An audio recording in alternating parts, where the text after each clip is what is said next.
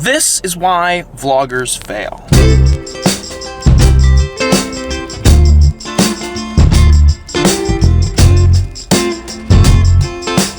Why do vloggers fail? I talked about this a little bit in my recent podcast episode. There's a lot of points that I have that I would like to make, but there's one point in particular that I think really describes my own unique situation as a vlogger and how I think it can help anyone out there that is trying to be a vlogger. But before I get to the main point, I want to talk about a few of the other points that I had. One of which is that one of the reasons vloggers fail is that they don't really believe in what they're trying to say, or they don't really believe in themselves. I think believing in yourself as a vlogger is really important because as a viewer, nobody cares about your random everyday life. That's just how it is. However, if you as the creator project that enthusiasm about your own life or about whatever you're talking about, I feel like it makes it easier for a viewer to care. Because they're like, oh, well, this person who's making this cares about it, so maybe I could listen to them. Another one of the points is something that is fairly commonplace in the current climate of YouTube now, where everything has a story to it. There's a beginning, there's a middle, there's an end,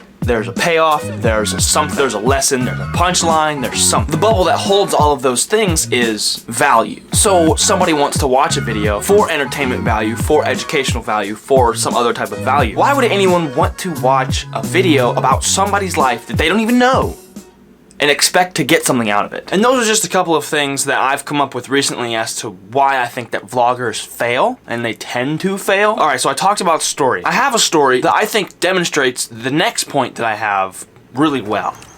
So when I was younger, I was obsessed with reading the Diary of a Wimpy Kid books. So obsessed, in fact, that I actually had my own notebook that I wrote everything down in. It was my very own diary, journal, something. But see, the thing was that whenever I had this and I was writing in it every single day, it was never super original. As a matter of fact, it was more like a carbon copy of Diary of a Wimpy Kid, like the first book. Whenever I would write in this book, I even made myself look just like the original character, Greg Heffley. Like whenever I would draw myself, I would always make it the exact same for whatever reason. However, it wasn't always this way. I eventually got to where instead of looking like this, I looked a little bit more like this. And instead of having eerily similar problems to the kid in the book, I was actually writing about a lot of my own unique experiences. Okay, so fast forward about 10 years, and now I'm a freshman in college. So when I was a freshman in college, I was really starting to get more into making these videos, or at least to how you see them today. What made me really decide that I wanted to do YouTube all the time was when I started watching Casey Neistat's vlogs. And I started watching this, I binge watched his videos,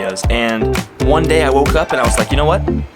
I'm gonna vlog today. And the funny thing was, that was how I started my day for the next 94 days. But just like the Diary of a Wimpy Kid story, with this, I started off heavily inspired by Casey Neistat's vlogs. They weren't exactly the same, but you could definitely tell off the bat that that was where I drew inspiration from. I didn't know a whole lot about making vlogs in general, so I really took a lot from his stuff and tried to implement it into my own.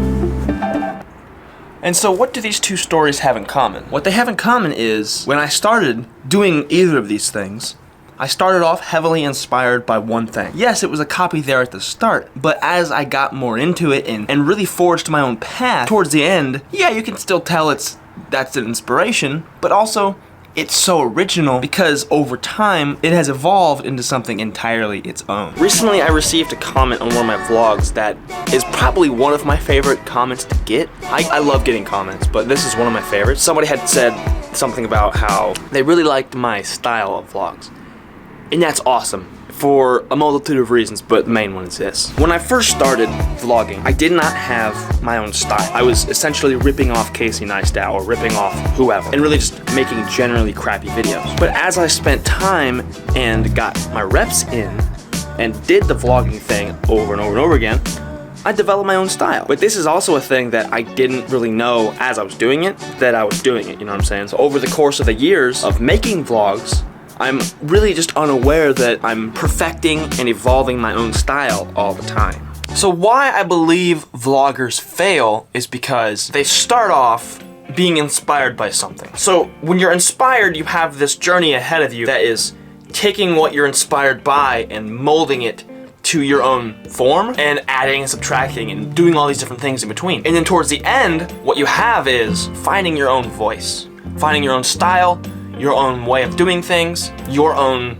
method. But somewhere in the middle, people tend to quit, right?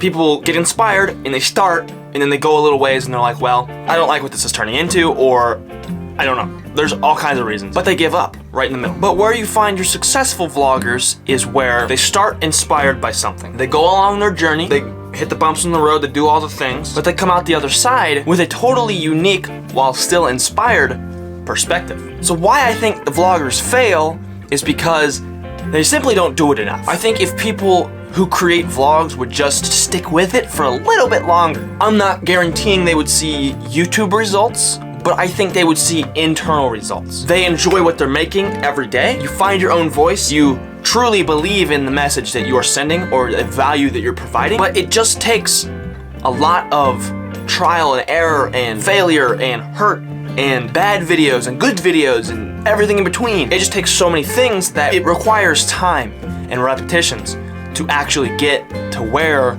you have found your voice. And like a good story, you start from the beginning and then you go through all the guts, then you have the end.